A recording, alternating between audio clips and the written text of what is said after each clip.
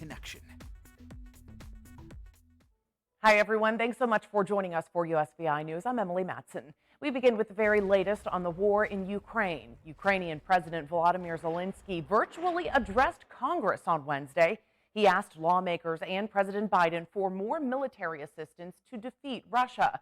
While the president did sign off on billions more in Ukrainian aid, he has not budged on the request for a no-fly zone and assistance to get fighter jets into Ukraine. Meanwhile, Ukrainian suburbs are in ruins and Russian troops pushing to the edge of Kyiv. They're doing so right now. The mayor of Kyiv instituted a curfew and urged those who are not fighting to take cover as many others rush to escape. More than 3 million, mostly women and children, have left Ukraine. In St. Croix, much-needed repairs are underway at the Kings Hill Cemetery parking lot. The Department of Public Works says contractors began working on the reconstruction late last month. The scope of the work for the project includes removing the existing asphalt pavement, installing new asphalt, replacing soil erosion control measures, and adding stripping and temporary traffic controls. The nearly $625,000 project, funded by the Federal Emergency Management Agency, is expected to be completed by the end of April of this year. The cemetery parking lot suffered extensive damages following Hurricanes Irma and Maria back in 2017.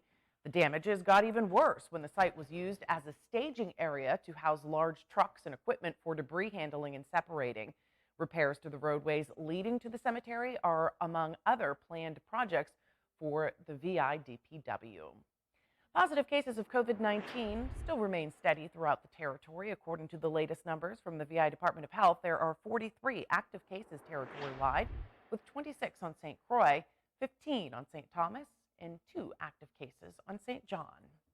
Gas prices, I'm sure you've noticed, they're continuing to soar, and while the conflict in Ukraine is partly to blame, the impact is expected to stick around for a while, and it's happening just as many begin their plans for spring break trips. So today, we have 3 tips to help you save money at the gas pumps.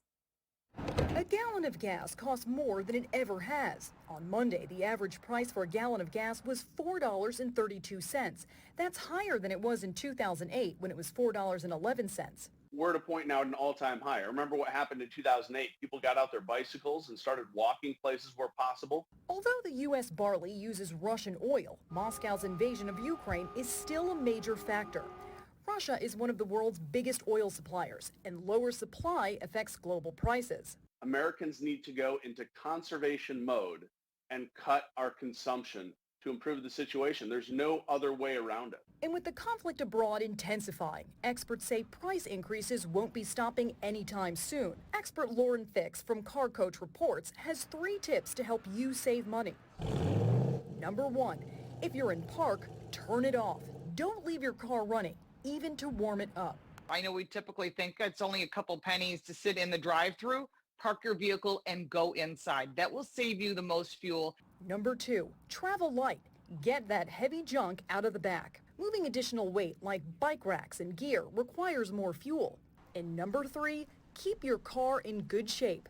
That means getting in the habit of checking your tire pressure and keeping up with maintenance. Anytime an engine's not maintained properly, that means something's not functioning properly. So you're not going to get the best fuel economy when a pump or a hose isn't working, or a belt or bushing or bearing, something that's causing that vehicle to struggle. The Biden administration's begging Saudi Arabia and the United Arab Emirates to increase production and offset surging oil prices. But in order for that to happen, U.S. officials will have to address its severely strained relationships with both countries. So it's not uncommon to see kids set up a lemonade stand to raise some money. But the 10-year-old you're about to meet wasn't doing it for a new bicycle or, in fact, really anything for himself. He did it to help kids who are caught in the war in Ukraine, trying to get to safety. Each act of kindness, no matter how small, is never wasted.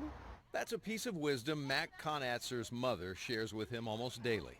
He's a kind-hearted little guy, always has been. On a day when Mac could have been out playing and making himself happy, he chose to think first of children he's never met in Ukraine. I was watching the news a lot, and I just saw that there were a lot of people evacuating the country, and I didn't want anyone to get left behind. So today, Mac went to work, mixing up lemonade, setting up a stand, all right in front of Royal Lane Baptist Church in Dallas. It's $30. That's great, buddy. Nobody pays $30 for a glass of lemonade. But there is no limit, we found, as to what some people will pay for the kindness of a young heart. Anytime I see any young person who has a heart for the world, anytime any young person doesn't live in their little bubble and is aware of the needs of the world, it gets my heart. Mac's goal was to get at least $500 to send to the charity Save the Children, a little boy with that big heart. Hi, thank you. Thank you so much. We appreciate it. All to help children he's never met. Because as his mom says, no act of kindness is ever wasted. I think he's committed to break into his piggy bank if he needs to reach his goal. Oh, what a great story. Kudos to that kid for stepping up to help children in need for sure right now. We'll look at your local forecast is straight ahead here on USVI.